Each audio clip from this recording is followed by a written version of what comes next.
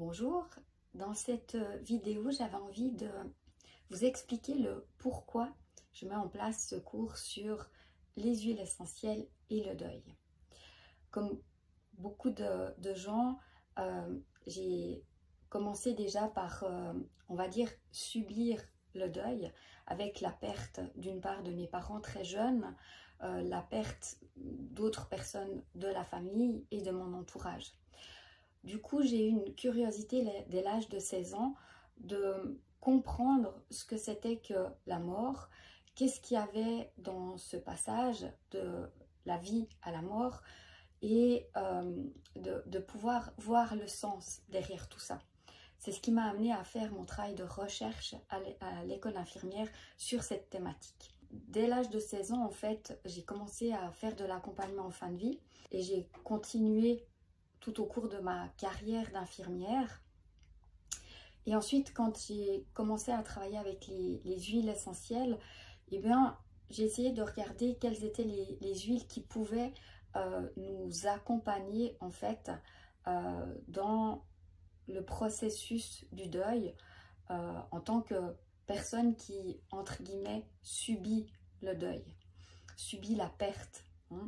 Et du coup, on va voir au travers de ce cours les étapes du deuil et comment on va pouvoir traverser ces étapes en ayant des ressources. Et là, pour le coup, les huiles essentielles vont être utilisées de différentes manières. Ça peut être à respirer de manière olfactive, ça peut être à respirer en faisant un exercice de respiration, en faisant une méditation. Ça peut être sous forme de spray aurique à vaporiser autour de soi et à utiliser de nouveau avec éventuellement de l'hypnose, de la cohérence cardiaque, de la méditation.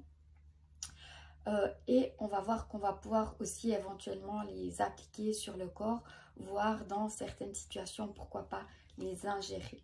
Ce cours sur 2 soirées se veut très pratique. On va expérimenter, on va voir quelles sont les huiles pour vous les plus adaptées.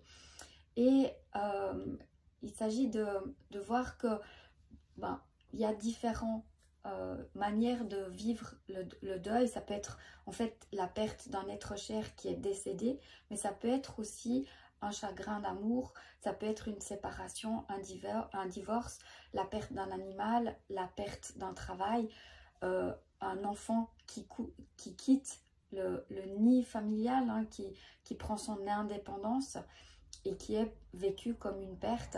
Donc le deuil peut avoir différents visages et pas seulement la perte au travers de la mort. Okay?